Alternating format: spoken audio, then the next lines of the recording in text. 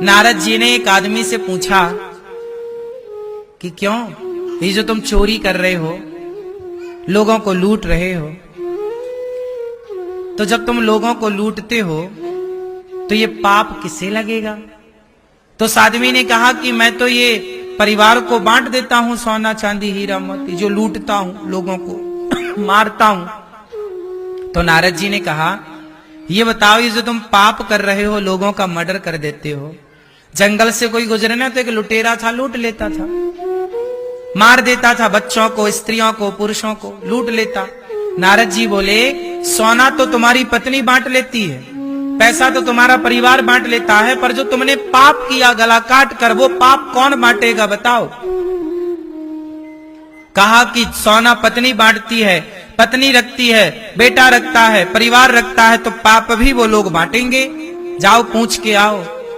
वो आदमी पूछने गया परिवार से, पत्नी से कहा क्यों तुम मेरा पाप बांटोगी? पत्नी बोली प्राणनाथ, सोना चांदी बटता है, पैसे रुपए बटते हैं, पाप कभी नहीं बटता। मैं चाह कर भी आपका पाप नहीं बांट सकती।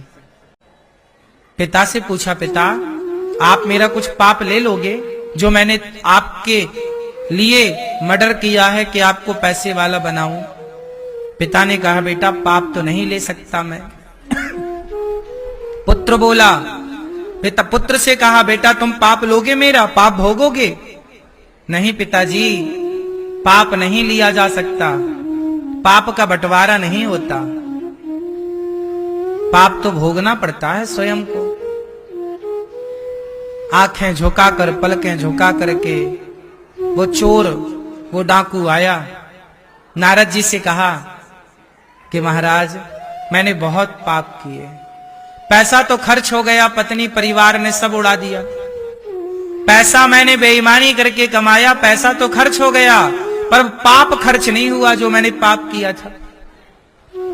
सुनो, आपके पैसे खर्च हो जाएंगे, सोना चांदी खर्च हो जाएगा, पर पाप खर्च ना होगा, पाप भोगना पड़ेगा। नारद जी बताओ मेरा पाप कैसे जाएगा?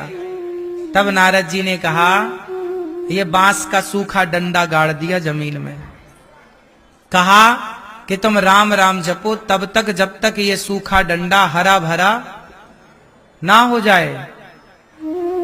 अब तो भैया नारद जी चले गए और वो राम राम भूल गया, मरा मरा जपने लगा।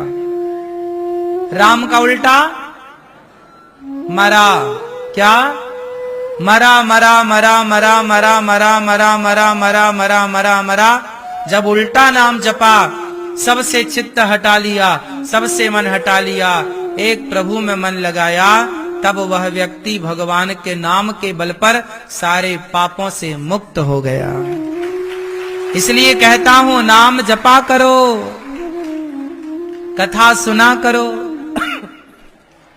पाप तो हो ही गए, उसका प्रायश्चित तो कर लो, और नाम जप ही प्रायश्चित है।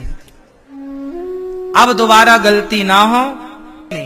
मैं बच्चों के लिए बेईमानी करूं, परिवार के लिए बेईमानी करूं, तो पैसे तो सब बांट लेंगे, लेकिन मेरा पाप बांटेगा कोई? बोलो, आप लोगों ने जो भ्रष्टाचार किया, बेईमानी की, गलत काम किया, पैसा तो खर्च हो गया ना आपका, लाखों रुपए जो बेईमानी से कमाए खर्च, लेकिन पाप तो आपके पास बचा है ना, वो कौन भोगेगा? खुद को ही भोगना पड़ता है। इसलिए कहता हूं नमक रोटी खा लो, चटनी रोटी खा लो, बेईमानी से बचो। कोई ना देखे तुम्हारी बेईमानी, पड़ोसी ने नहीं देखा, रिश्तेदारों ने नहीं देखा, किसी ने नहीं देखा, पर भगवान तो सबको देख रहे हैं, सब समय देख रहे हैं।